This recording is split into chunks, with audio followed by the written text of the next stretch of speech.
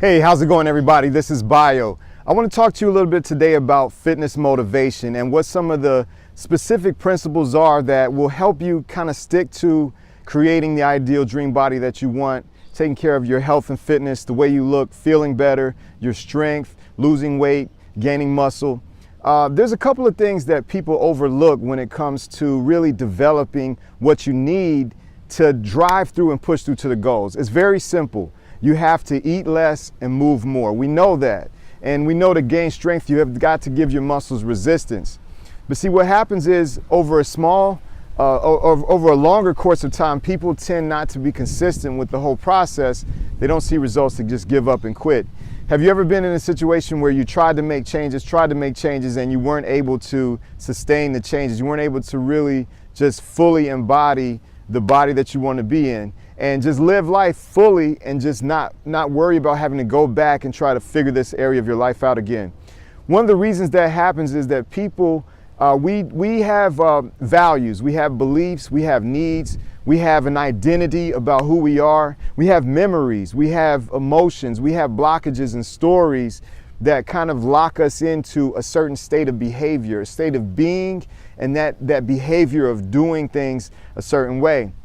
So when I'm working with clients, I've worked with everything from clients that are, at 300 pounds trying to get down to below 200, or clients that are at 200 pounds to get down to 150, or clients that are at 160 want to get down to 150, or 130 that want to get down to 120. And what's interesting that I find with all of these different categories of weight change, or even just gaining strength, is that people have sort of the same blockages going on that prevents them from basically sustaining the change and maintaining it. And a lot of it has to do with the mental game, or the inner work that has to be done mentally and emotionally in order to sustain the change. Okay, so I'm going to tell you about a couple of things that are going to hopefully help you just to start getting the wheels turning in the right process so that you can make that change.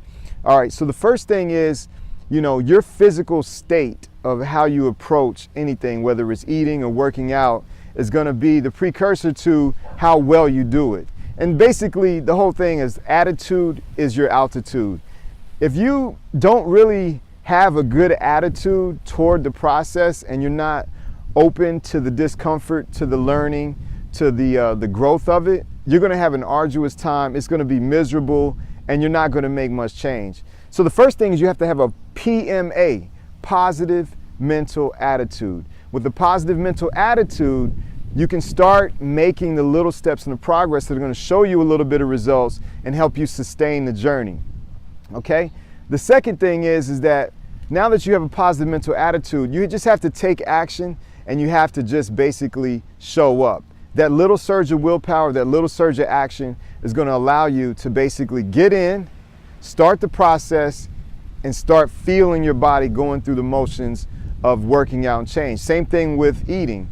You've got to just make that first decision to not eat this or to eat that. And that little action is based on decision. And when you make that decision, it's a spark of willpower that just gets you a little bit further than where you were. So with a positive mental attitude, a decisive action, a little bit over a course of time, you start getting the ball rolling. Okay, so let's say that you're starting to eat a little healthier and you're starting to get into the gym or outside to work out or just make that movement toward a better body, right? You got to understand that your imagination is more powerful than self-discipline or willpower. You can only force yourself to do so many things. But the third thing I want to talk about is creative visualization. You want to be able to paint the picture in your mind as you're working out, as you're eating healthier, of this magnificent vision of this body that you're creating. If you don't have that imagination, you're not going to have the passion or the desire to keep doing it. There has to be a reward for you at the end of the journey. There has to be some result or some outcome that you're after. If all you're thinking about is how much this hurts and that you suck in the current clothes that you're in, or that this food tastes awful because it's just no flavor and it's just green, and or you gotta go to the gym and there's no parking, and just griping, complaining, you're never gonna have that breakthrough ability to push yourself far enough to get the results that you want. Okay, so you've gotta basically visualize. And now well, I'm just going to keep it to a couple final things here about this motivation is you've got to understand your beliefs, your needs, and your values, okay?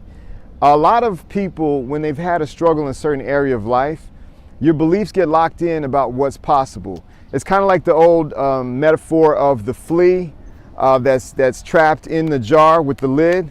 The flea just keeps hitting the top of the jar of the lid.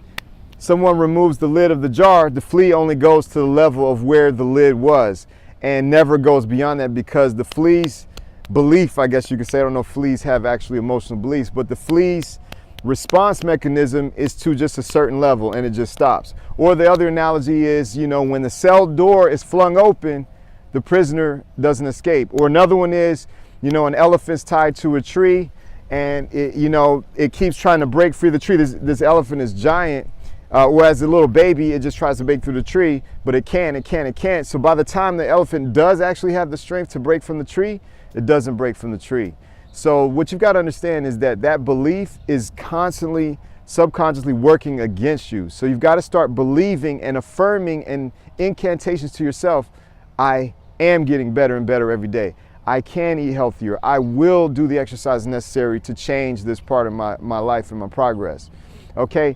And then you've got to really value just eating well and just being healthy and the benefits that you're going to gain from a better lifestyle and fitness. You can look at people and say, oh, well, how do they have all these healthy foods, and this person's a health fanatic, this person just does all this stuff.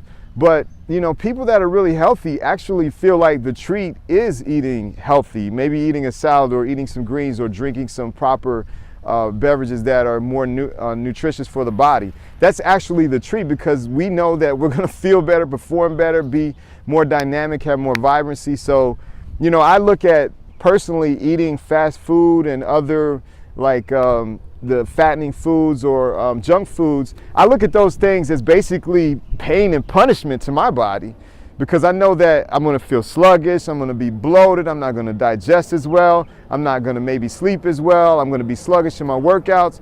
So start valuing the pleasure you're gaining from eating better, working out better, and doing more for yourself in that area.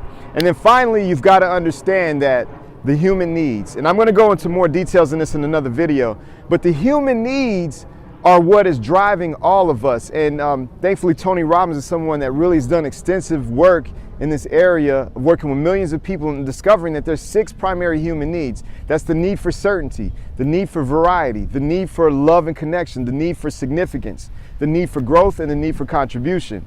Now, a lot of us, we meet those top 4 needs by doing things that could be destructive to ourselves. So you might gain certainty from having comfort foods or eating certain type of meals. You might gain variety from thinking that you're just going to eat all this crazy food and it just gives you a new spice of life. You might have a sense of love and connection because you share meals with people that you love, and you built this emotional bubble around food to where it makes you eat more and it makes you eat things that are not serving your health. You might have a sense of significance knowing that you're the type of person that stands out because of certain reasons, or eating certain ways, or doing certain crazy things like drinking a certain way. And all of that could contribute to an addiction toward doing these behaviors that don't ultimately serve your health and fitness in the long term. So start examining that. Look at, okay, all the activities that you're doing, right? And look at it and say, okay, what needs are being met by eating this way, by drinking this way, by going to these places, by indulging in these intoxicants, by just not doing these workouts? What needs am I meeting? What am I feeling and getting out of it? Because best believe, if you're not doing something, you're gaining something from that behavior, right? So we want to start attaching the fact that you're healthy, you're vibrant, you're fit, you're going to be meeting your needs doing these better activities. Okay, so those are basically just some of the key factors of motivation. I'm going to dive into these in more detail, but for the most part, this is just a brief overview on the basics of fitness motivation. I'll see you next time.